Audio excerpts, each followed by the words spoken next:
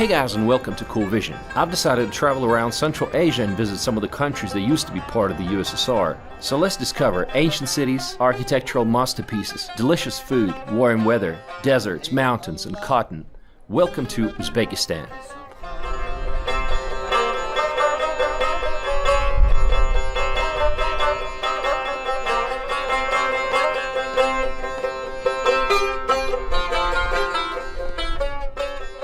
It's a landlocked country in Central Asia and the former Soviet Union republic that became independent in 1991. It borders Kazakhstan to the north, Turkmenistan and Afghanistan to the southwest, Tajikistan to the southeast, and Kyrgyzstan to the northeast.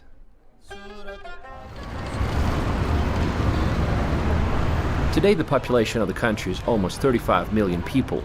For most tourists, Uzbekistan starts with its capital city, Tashkent. It's a huge city with a population of 2.9 million people, busy traffic, bazaars, and green-wide avenues. The center of the city is Amir Timur Square, a plaza with fountains and esplanades around the statue of Amir Timur, who was a legendary ruler from the 1300s. This is where you find the famous Uzbekistan Hotel, lots of restaurants and museums. Tashkent has a reputation of not being the most exciting place in the country, which is probably true to a point. It's a large city with a lot of traffic, noise, and all the things that come with it. But Tashkent has a lot of things to offer if you look around. Where else in the world would you find so many examples of seismic modernism? Seismic modernism is the term for the large-scale reconstruction of Tashkent after the 1966 earthquake. More than 300,000 people lost their homes due to this earthquake that lasted for several months. A huge reconstruction began, which brought a lot of people from the USSR republics who volunteered to help. Tashkent was restored in 3.5 years, and the reconstruction gave the city several new residential areas. It became a showcase Soviet city, combining Soviet architectural styles and national decorations. In 1977, Tashkent got a subway system. Today it has 4 lines and 43 stations. Most stations are so beautiful you can consider them works of art, and they reflect typical national motifs like cotton, agriculture, and such. But some stations really stand out, like the Cosmic Station or Turkestan Station, one of the most recent ones. Wow, pretty impressive. This is basically a museum, and a very affordable one. The entrance is just 15 cents. Until recently, you weren't allowed to film inside the subway. Luckily, this restriction was lifted a few years ago. Tashkent is a car-dependent city. You can find a 7-lane road even around the central part, and the driving style of the locals, it leaves much to be desired. Taxi rides are dirt cheap. Most of the time you're not going to pay more than $1 or $2. What about salaries? The average salary in the city is around 4.4 million. Sounds like a lot, I know, but it's in the local currency, which translates to only about $400. The city is very modern and traditional at the same time. Business and modern high-rise districts coexist with traditional Uzbek bazaars and old low-rise communities where everyone knows each other. They call these communities mahallas. Let's take a look at one of them. People are so friendly. This gentleman invited us to his house for some tea. His family has lived in this house for decades. Это ваш двор? Да, двор. Вот виноград, смотрите. Привет, привет. 8 месяцев. 8. And then we saw some ladies picking up walnuts. This looks like countryside, right? But we're actually in the middle of the city. Здесь ночью посторонний не ходит. А вот кто будет ходить посторонний, сразу говорит, кому ты идешь. А в многоэтажном доме разницы нету. Это арык с 15 века. Раньше смотрели, с него пили. Воды же не было. А вот сейчас вот мусор, трава везде. Any kind of cuisine you can find in Tashkent. But if you want to try the most famous national dish, plov, go to the center of Plov. It's right by the famous TV tower. They have several varieties of plov, and you can watch the entire cooking process. Trust me, you're gonna love it. Normally it's cooked by a man, and it's cooked with lamb or beef. I got the lamb version, and it comes with rice and different vegetables like carrots, onions, and vegetable oil. Now, it can be topped with a lot of things. Mine came with a quail egg, a regular egg, and kazi, which is a sausage made from horse meat. Sounds pretty exciting, right? So let's try it. Finally.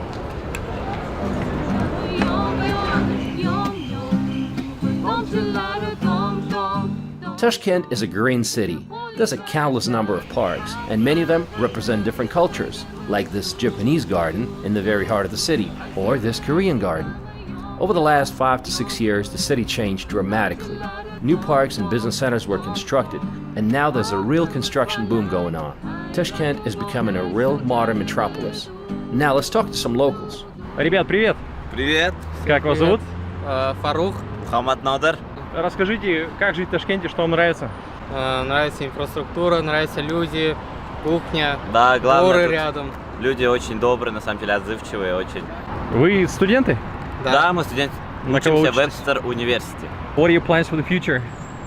So, right now I'm studying at Webster University, and in the future we can study in the US, in the Webster in St. Louis, or in Webster in Geneva. In Like take a Austria. semester Yes. in the US and yes, then come back. Two semesters. Right. And what's your program? What are you studying? MIS. MIS, it's just kind of programming. Oh, yeah. Management Information System. Yes. Subscribe. Yeah, wonderful. Thanks, guys. The city is very safe too.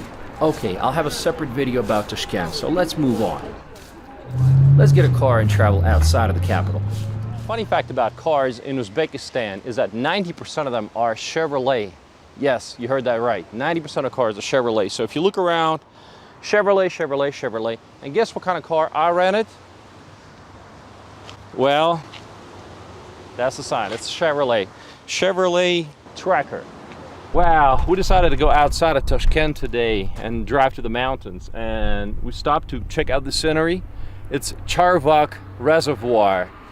Huge body of water, and the locals said there's plenty of fish here, and pretty big ones, you know. So might as well stop to enjoy some fried fish later on. But for now, let's continue to the mountains. Now, who would have thought that just 65 kilometers away from the city of Tashkent, there's a winter ski resort. It's called Amirsoy, right behind me. But right now it's September, and it's warm. It's actually pretty hot. It's 25 Celsius. But there's still plenty of things to do here. We're gonna take that cable car that's gonna take us to the very top of the mountain, and there's gonna be some breathtaking views, and I'm gonna show them to you in a second. If you love skiing or hiking in the summer, good, because there are Shimgan Mountains not far from Tashkent. And finally, we are at the summit of Amirsoy, 2,290 meters above sea level. You know, it's moments like this that you're gonna remember the most. Wow, just me sitting here admiring the majestic mountains. While you're here, you can travel around the mountains and visit some remote villages, and you're gonna see some incredible landscapes like this.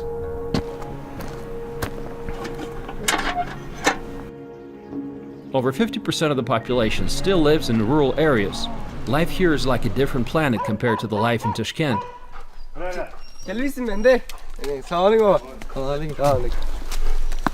They still cook their own bread and wash clothes by hand.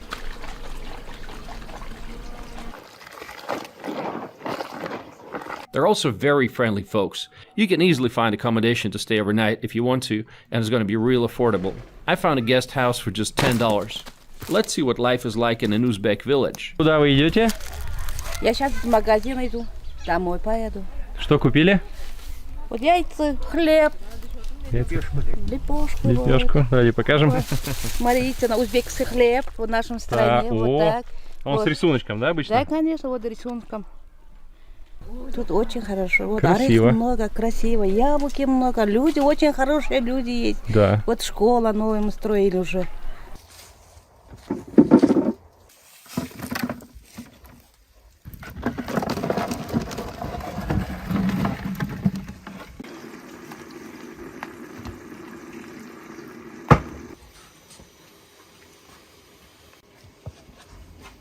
О, покажите.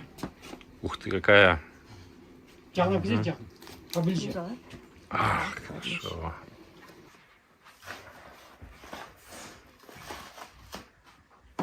"50 kilometers outside of Tashkent, you're going to find a very interesting place. It's a solar furnace of Uzbekistan, built in 1981. We are 45 kilometers away from the city of Tashkent, and this is solar furnace of Uzbekistan. It uses 10,700 curved mirrors to reach temperatures up to 3,000 Celsius. Why would they want that? Well, it's to study different materials and how they react to different temperatures. You know, initially it was built in 1981 for military purposes, but now it has a lot of civil applications, like they're working on carbon fibers and, you know, all kinds of new materials that would help in aerospace and other applications. And I was so lucky to join a VIP group, so we got a chance to go on the very top. So, is it for cooking delicious crusty Uzbek bread, you ask? Not really, but nice try. The place for the solar furnace of Uzbekistan was chosen carefully because the sun shines here for 270 days a year. Now, before we travel to other parts of the country, let's talk about the history of Uzbekistan. These lands were occupied by nomads since the early days. Scythians, Sogdians, Khwarezmians, Bactrians were all distant relatives of modern Uzbeks. A huge boost in economic development came from the Great Silk Road that allowed trade and cultural exchange between East and West. The Great Silk Road turned cities like Bukhara and Samarkand into large trade centers. They traded silk, jewelry, spices, and horses. At the beginning of the 8th century, Arabs came here. They brought Islam. They also introduced the Arabic alphabet, which the Uzbeks used up to the Soviet days. At the beginning of the 13th century, Chinggis Khan, a ruthless warrior, showed up with his massive army, destroying everything in his path. Many cities like Bukhara and Samarkand were completely ruined, and most part of their population was either killed or enslaved. It took almost a century for these lands to recover. In the 14th century, Amir Timur came to power. He united the lands of Central Asia under the Timurid Empire. It was a time when science and culture were flourishing and left plenty of great monuments to us. In the early 16th century, separate Uzbek principalities were formed, the Khanates of Khiva, Bukhara, and Kokand. In the 19th century, they tried to resist the Russian expansion into this area, but failed, thus becoming first a part of the Russian Empire, and later the Soviet Union.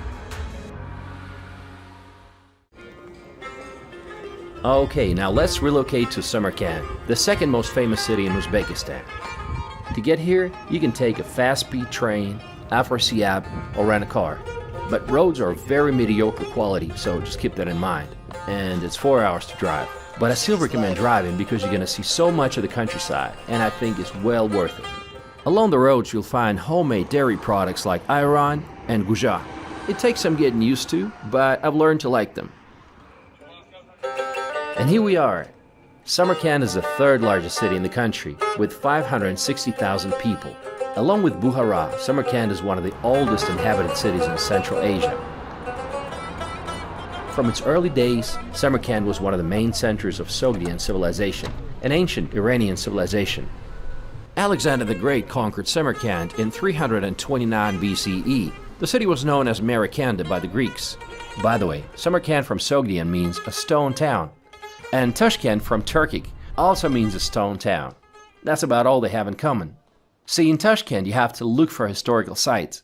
In Samarkand, you just can't avoid them. The most famous one is the Registan.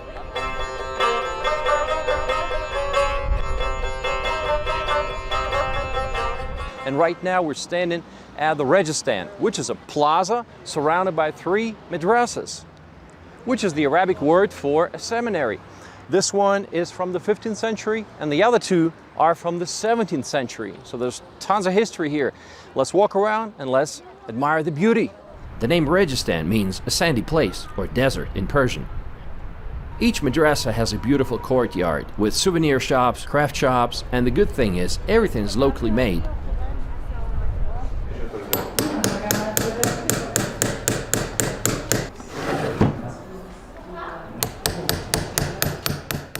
Another place of interest is the Shahi Zinda. It's a necropolis which includes mausoleums and other ritual buildings from as early as the 11th century. A lot of noble people are buried here, among them philosophers and scholars. You'll see some amazing mosaics and tombs beautifully decorated with majolica tiles.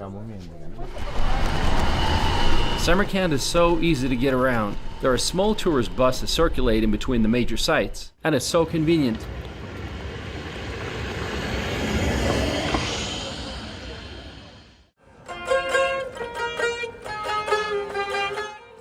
The Bibi Hanum Mosque is another masterpiece. In the 15th century, it was one of the largest and most magnificent mosques in the Islamic world. Bibi Hanum Mosque has to be one of the most impressive buildings in the entire Central Asia. It was built under the reign of Amir Timur. The construction started in 1399 and it was finished in just 5 years. Unbelievable. They had to bring hundreds and hundreds of workers from different neighboring countries, and they also had to bring over about 100 elephants from India to carry the heavy loads. It is considered a masterpiece of the Timurid Renaissance. As you have noticed, most of these structures were built under Amir Timur reign. For someone not sophisticated in Oriental architecture, you might think they all look kind of similar.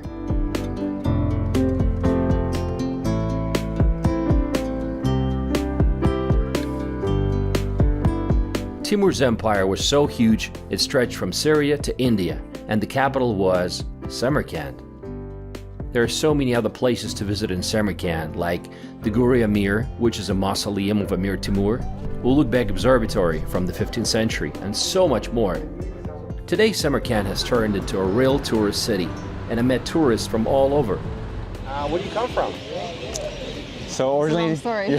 originally Singapore, and I live in Oxford. We're actually siblings. I'm John, and I live in Oxford in the UK. And I'm Addie, I live in Amsterdam. Before coming to Uzbekistan, did you know much about the country? I did a little bit of homework. I've actually been kind of planning it for about like 9 months actually. I think nothing really prepares you for when you're actually here. It's just the scale of things are just so much bigger and so much more. The grandeur just really takes you aback. So I had done a little less research. I kind of like to leave it to be a little surprised by places. I think just looking at some of these buildings, I think even in this day and age, I can't even fathom how they were built, let alone like 500 years ago or 1,000 years ago. I'm like, I don't know how that architecture was possible then, you know, it's wild, yeah. Recently, another tourist attraction was opened and it's called the Eternal City. It's a new district by the water, which reminded me of a small medieval town. It's so photogenic that I saw a lot of people coming here to do photo shoots. Really cool. Now, before we travel to our next destination, let's visit Urgut, which is a small town not far from Samarkand, near the mountains. First of all, it has stunning mountainous landscapes. Second of all, it is known for the growth of plane trees, some of which are more than 1,000 years old. We are in a city called Urgut, which is not far from Samarkand. Its population is 65,000 people, and right now we're in a place called Chor Chinor, which means 4 plane trees. Now, that plane tree in particular is 1,100 years old. So old, and it's so big. It's 35 meters high, and it's huge. And in fact, inside of it, there used to be a medrese, which is a religious school. This is where people would hide from rain and strong wind. Well, it's pretty dark in here. So this is where they would have their religious teachings and, you know, learn more about the Quran. I ran into a local news crew and gave them an interview. لو أنزلنا هذا القرآن على جبل لرأيته خاشعا. Uzbeks, especially in the countryside, are some of the friendliest people you'll ever meet. Even if there's a language barrier, they'll make you feel welcome. When we drove around one of the villages, we met this family. They let me ride their donkey, showed us the surroundings, and gave us some honey, walnuts, and apples. Great hospitality.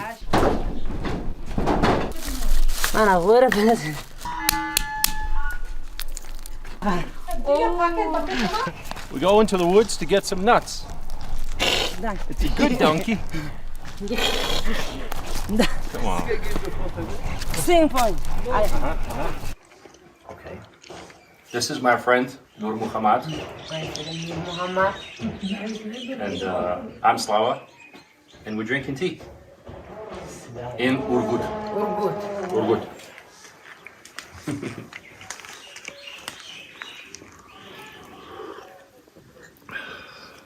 Okay, now let's relocate to another historical city, and that is Bukhara.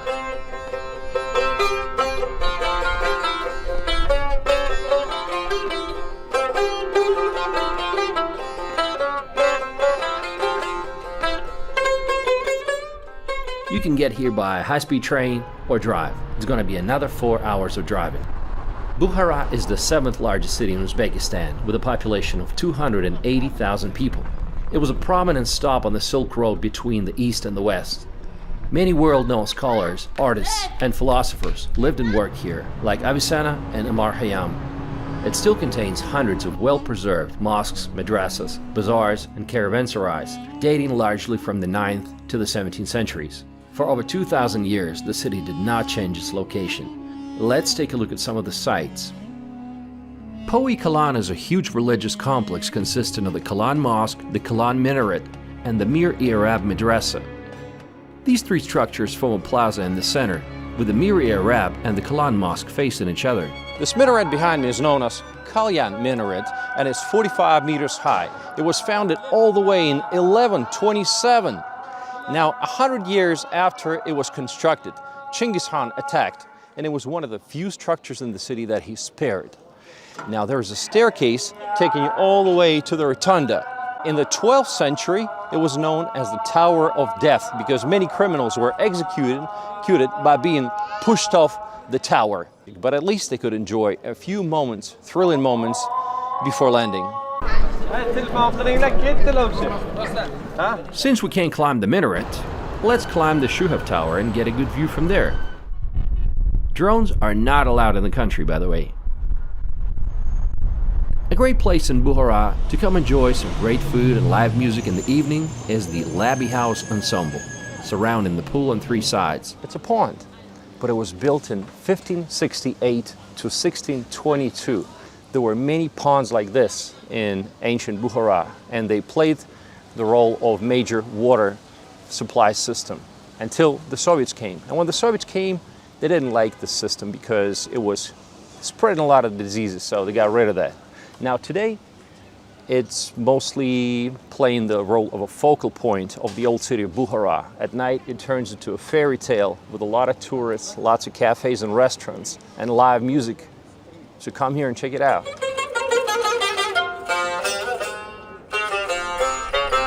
Another must-visit place is the Ark of Bukhara. It's a massive fortress that was initially built and occupied around the 5th century AD. It was the residence of the last Khan of Bukhara before he was overthrown by the Red Army in 1920. By the way, this is what he looked like. This is a real picture. Now there are a lot of museums housed inside the Ark's buildings. At night in Bukhara, you can attend a performance with dinner.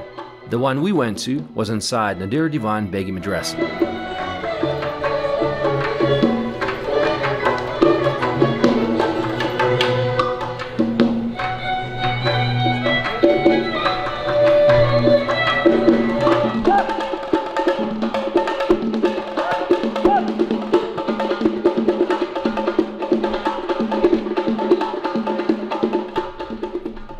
Bukhara does a great job of relocating you to the 16th century. Walking around the back streets and entering the courtyards is a lot of fun. You don't know what to expect. It might be a carpet shop, it might be a coffee house, it might be a pottery. I loved it. In Bukhara, there's a good choice of carpets. How much are the carpets? Okay. Do you have any flying carpets? How much are they? It's too expensive. I guess I'll just keep on shopping. Many of the current hotels are based in historical houses. We stayed in one that used to be a house of wealthy Jewish gentlemen in the 19th century. Hey Allah, Surat Subhanallah, Hey Allah, Bog, Hey Allah.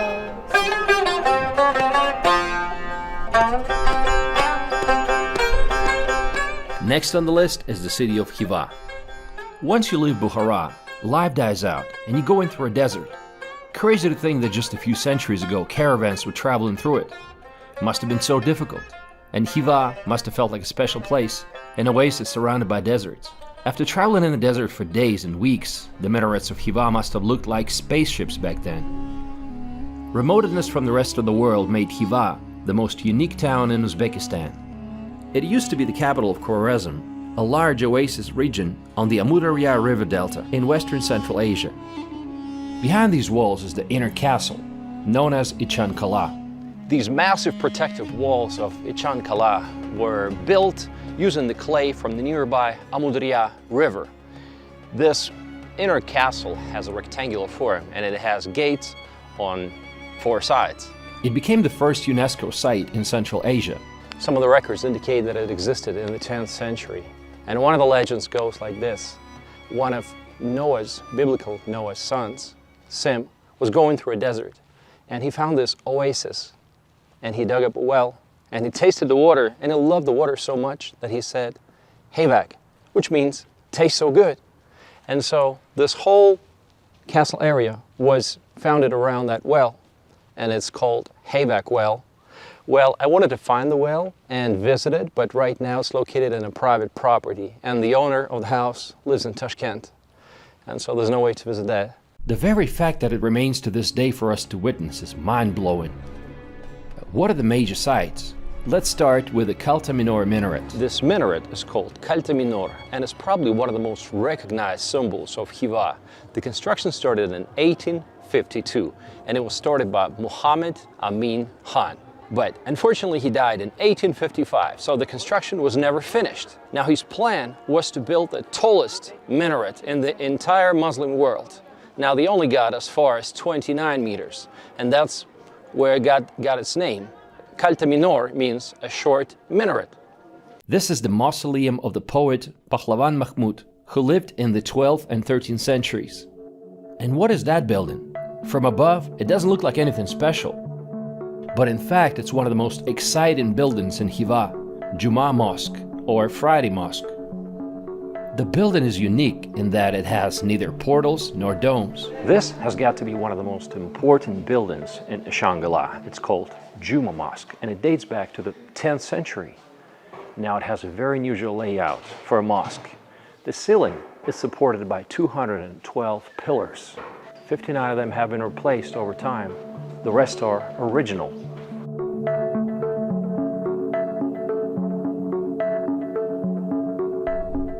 Konya Ark is a fortress within a fortress. The construction of the citadel began in 1686. It was fenced off from the main fortress by a wall and served as the residence of the Hans of Khwarezm. This is where they worked and lived with their families. The citadel had everything from entertainment facilities, a mint, and even a harem. Make sure you go on top because this is undoubtedly the best place in the city to watch the sunset.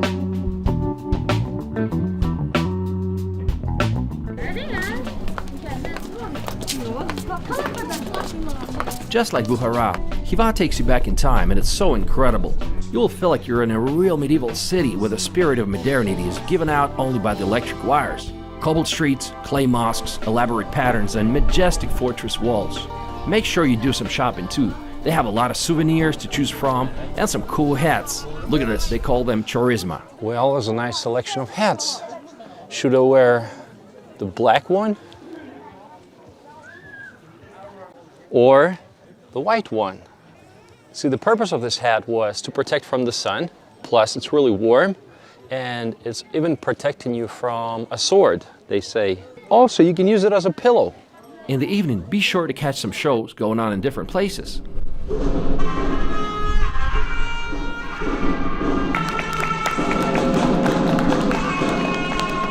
See this trumpet? It's called karnay. It's a national musical instrument, and it can be up to 3 meters long, so you can imagine how heavy it must be.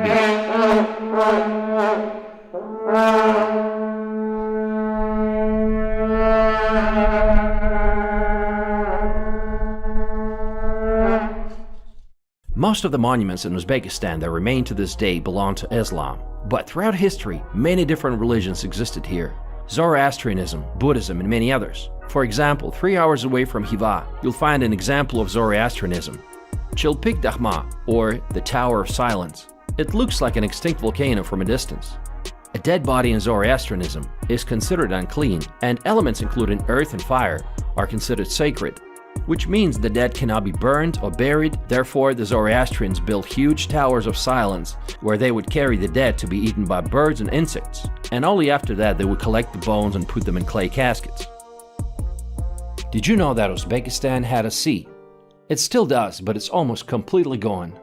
Aral Sea. Technically, it was the 4th largest lake in the world, and there were plenty of fish, but now it's nothing but the rusty ships. How did it disappear? It all started with the Soviet government's decision to turn Uzbekistan into a cotton-producing factory. Most agricultural lands were turned into cotton production. Cotton was used for many things, from clothes, carpets, to rocket fuel and banknotes. But for that to happen, you need a lot of water to water the plantations. So the Soviets diverted the Aral Sea's primary freshwater sources, the Sirdarya and Amudarya rivers, for irrigation of their cotton fields. Aral Sea was quickly drained, with all the fish in it. But the Soviets didn't care. They thought, good, more land for cotton. You know, Jesus was able to turn water into wine, and the USSR was able to turn a sea into a desert.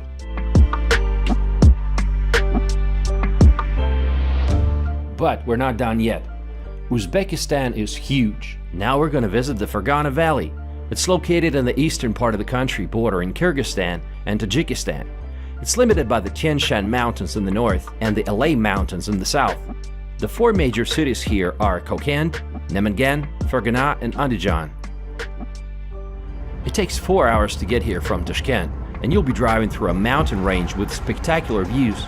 I mentioned before that the local roads were mediocre, but here for some reason they're perfect.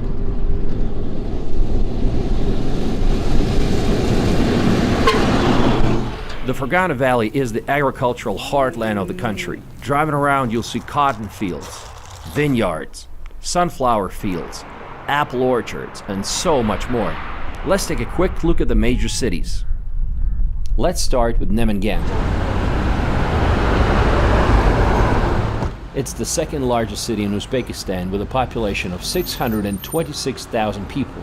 However, it doesn't get many tourists. I wanted to find a hotel on Booking.com, and there was only one option. So I had to do it the old-fashioned way, drive around town and walk into different hotels to find a room. And that's in a city of over 600,000 people. Namangan has an important craft and trade center since the 17th century. Скажите, как живется в Намангане? На Мангане сейчас нормально живем. Чем вы занимаетесь? Я пенсию получаю только. Уже пенсионер, да? Да. Ага. Самый лучший область Намангана, потому что у нас дешевле продают. Андижанская область, Ферганская, там тоже дорого. Кашкадар и Сурхан вообще там дорого. The main park of the city is Babur Park, named after Emperor Babur, who was born in the Fergana Valley. The park is known for its numerous old plane trees.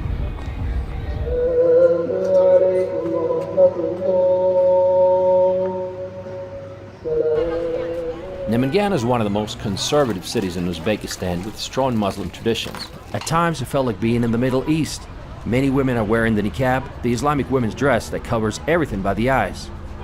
In the 1990s, Namangan made it in the news for the Wahhabi Islamic movement that started in one of the local mosques. It came from Saudi Arabia, which led to President Karimov banning all the religious fundamentalist groups, believing they were a threat to his regime. But don't worry, it's totally safe today.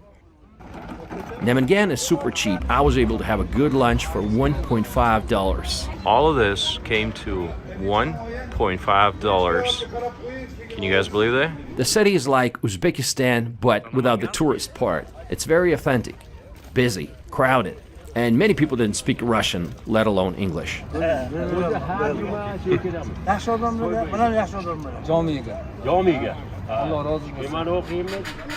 Of course, it's a good idea to go to the local market. It's the busiest part of the city, and get some apples because Namangan is famous for its apples. Next, Fergana.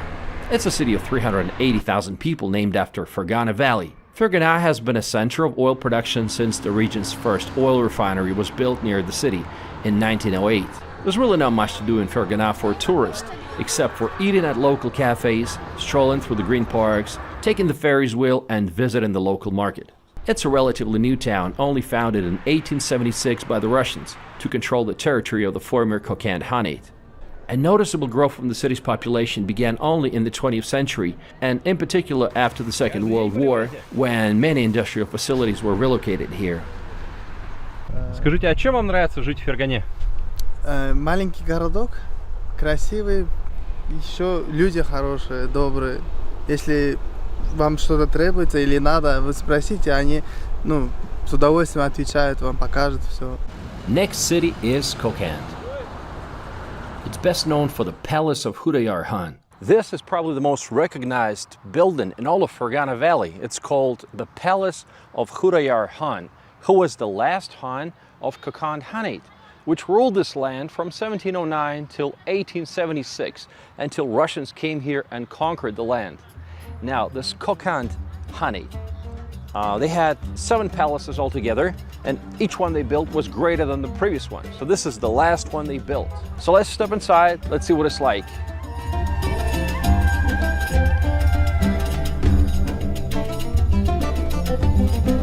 The palace boasts 7 courtyards and 113 rooms, 12 of which are open to visitors today. In Kokand, I recommend you visit the beautiful 19th century Juma Mosque. Its colorful minaret in the center stretches up more than 20 meters, supported by giant columns made from Indian redwood trees. This mosque mausoleum also has a lot of craftsman shops to visit. Так, это парадный наряд, только в Коканде, да, такое встречается?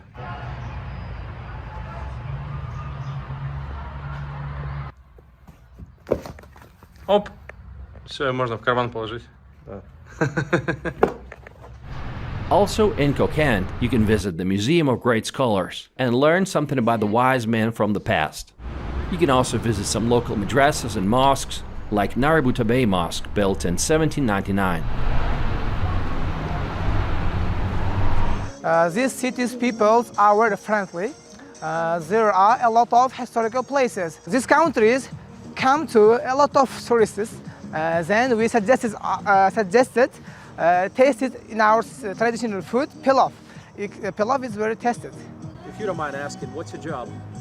My job is accountant. Oh, so you counting money? Yeah, counting money. That's a good job to have. Good job.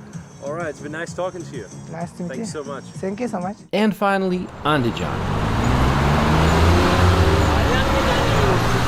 It's a city of 458,000 people, and it's one of the oldest cities in the Fergana Valley, dating back to the 7th and 8th centuries. The city is perhaps best known as the birthplace of Babur, who, following a series of setbacks, finally succeeded in laying the basis of the Mughal dynasty in the Indian subcontinent and becoming the first Mughal emperor.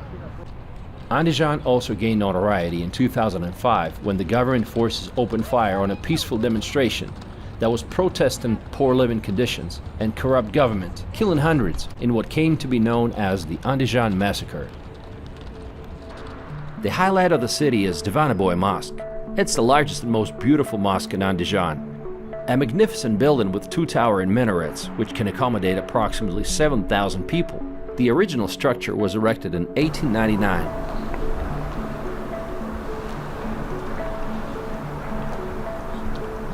The Fergana Valley is the most densely populated area of Central Asia. It is divided between Uzbekistan, Kyrgyzstan, and Tajikistan. Unfortunately, it became the most troubled region in Central Asia with the breakup of the Soviet Union. Part of the reason has to do with the division that Joseph Stalin did in the 1930s. The map making ignored the fact that most of the valley was a patchwork of ethnicities, not easily incorporated into national republics.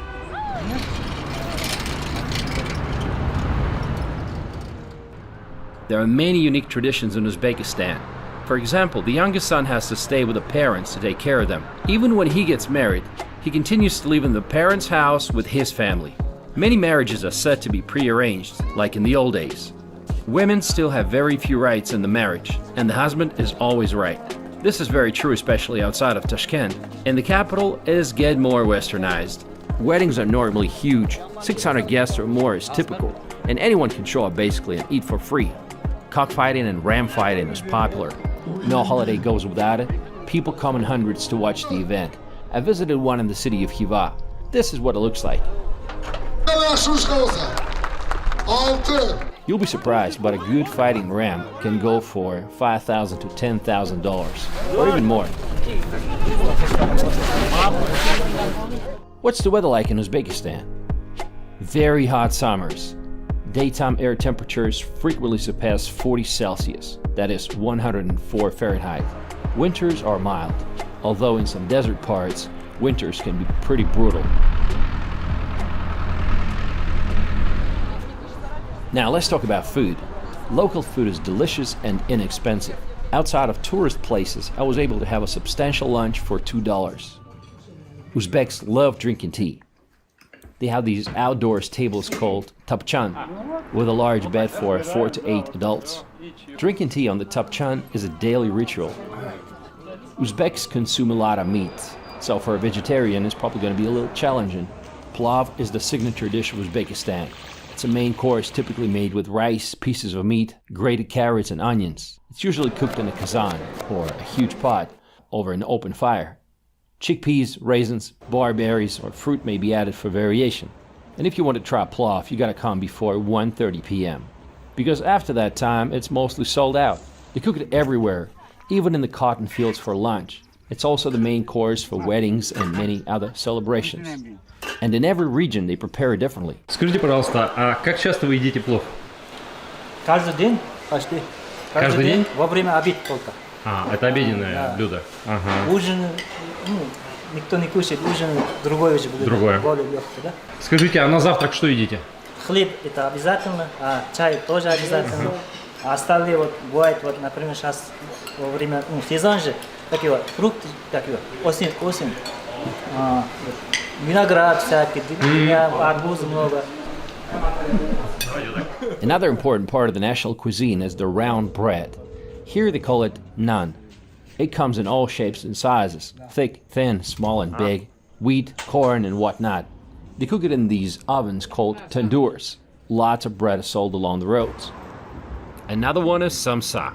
Those are triangular or round meat pies. They're so delicious, and locals eat them burning hot, straight out of the tandoor. And of course, don't forget about shish kebab and lots of delicious soups like shurpa, that is a meat soup, and lakman, that is a noodle soup. And also there are so many varieties. At one restaurant I saw 8 different varieties of shurpa. Being in Uzbekistan, you gotta visit a local market. It's a whole culture of walking around, shopping, bargaining, and striking conversations. And of course, keep a smile on your face because Uzbekistani people are very friendly. Мясо для курицы, для плов. Вот ролтон, вот кориандр, вот куркума, вот перец сладкий, вот это помидор, вот это зиру, вот это черный зиру, вот это куркума, вот это шашлычный приправа, вот кориандр, вот сухой перец.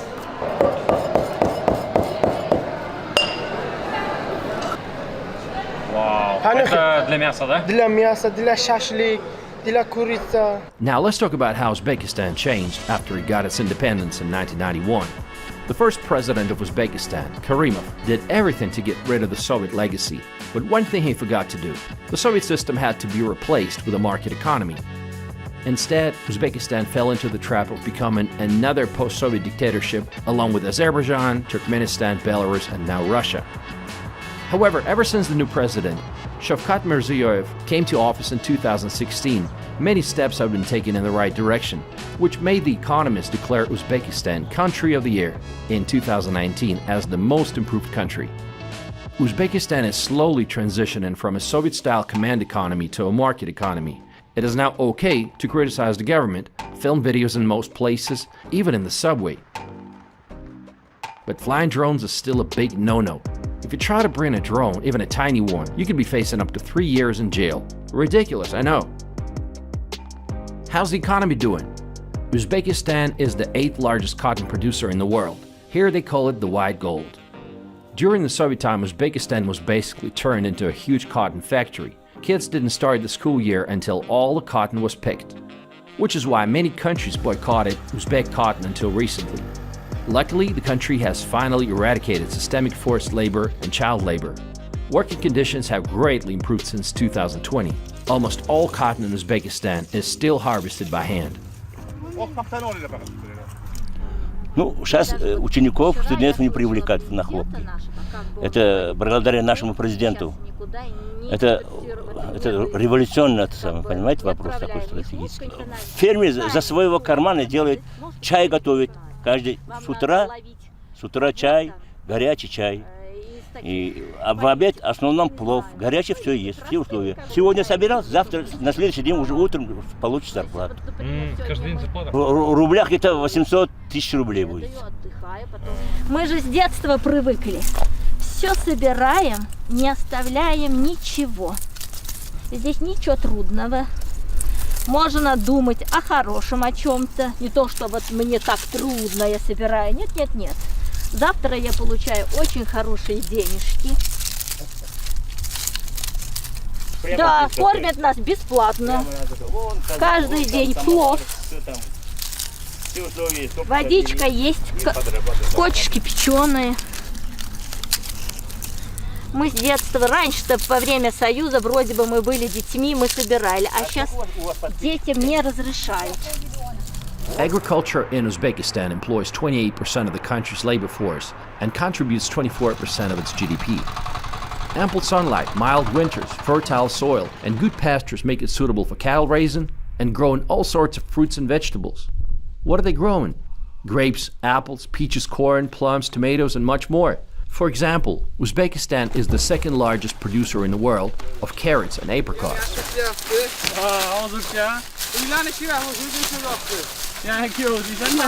Besides agriculture, gold, natural gas, minerals, and mining are also important to the economy. The tourism industry is growing fast. Numerous new restaurants and hotels are being built. To become more tourist-friendly, they introduced tourist police. Those are friendly guys who can speak English and will make sure you're safe and can help you with any questions you might have. You'll see them around every tourist area. Corruption is still a big problem, though. I had to give a bribe to a traffic cop once. I took a wrong turn and he was asking for $150. But after some bargaining, $20 was just fine. There's a lot of unnecessary bureaucracy, like you have to get registration papers from each hotel you stay at and keep them. One hotel did not want to check me in because I didn't have the registration papers from the previous one. The official language is Uzbek. Russian is also widely spoken because Uzbekistan has a lot of ties with Russia and many Uzbeks go to work in Russia. Depending on where you go, you'll find Karakalpak, Kyrgyz, and Tajik languages in use. Good jobs are hard to find and salaries are pretty low. That's why over 60% of cars in the country are running on natural gas. It's cheaper this way.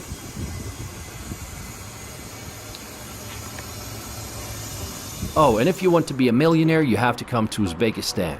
When I was renting a car for 2 weeks, I had to pay 11 million in cash.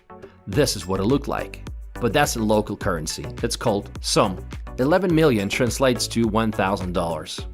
Actually, things have improved because now they have banknotes of large denominations like 100,000, 200,000. Imagine what this would have looked like when the largest bill they had was 5,000. People were carrying cash in large bags. So now let's sum it up. Uzbekistan is a sunny country that has a lot to offer. Historical cities like Bukhara, Samarkand, and Khiva. The big city life of Tashkent, great nature, and mountains. We did not visit every corner of the country, of course, but I hope you got a good impression of the country and its people. Now, if you like this video, please give it a thumbs up and share it. And thank you so much. I'll see you in my next video. Yanakların yan eden ağladık Erkelanıp durardın yaş bağladık Şunday payda buldu muhabbet Canım Esindeme yom yom yom yom Tomçuları tom tom tom tom Seni kolundan uçla Hasta vaylap yüreğimiz şu şu şu şu Ay seni